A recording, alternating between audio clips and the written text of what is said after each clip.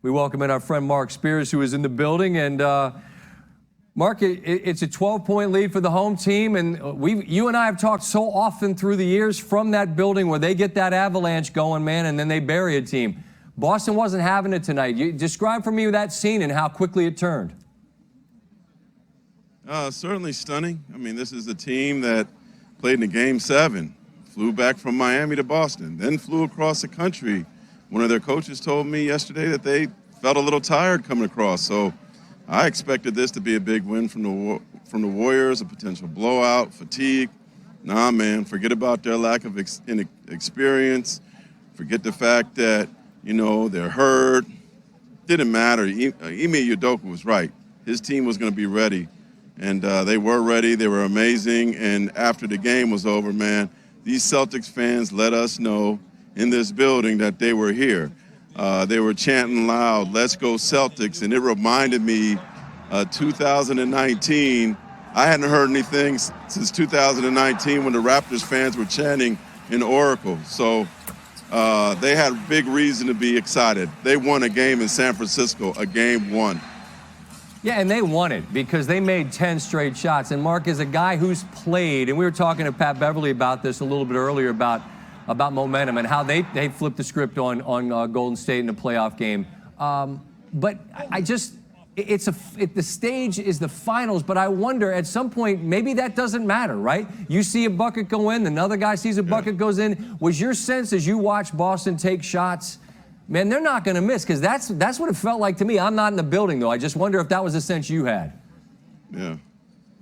Well, in terms of visiting teams or teams of Warriors playing against hitting threes, it's been a trend since the beginning of the postseason. You know, Dallas hit a bunch of threes. Memphis hit a bunch of threes. Their three-point defense does not seem to be that great.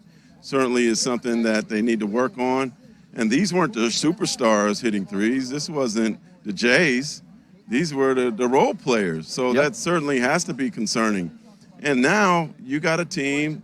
They got some swag now. They got some confidence. They've been there, done that before. They played in the finals before.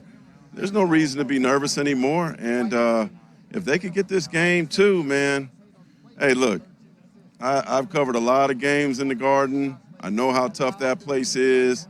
I remember Kobe Bryant saying after they even lost the finals in 2008, how the fans rocked the bus and threw rocks at it.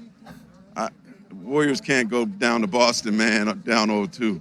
It's a must-win for them. They got to win the next one, and I'm sure they know that. They're veteran enough to know that. Certainly, and just one last quick thought, Mark. I mean, Steve Kerr's sound we heard a little bit earlier. He said it was a great fourth quarter, and that was the game. I mean, it was one brilliant 12-minute stretch, but I just wonder as you watched it and felt it, did it feel like more than that?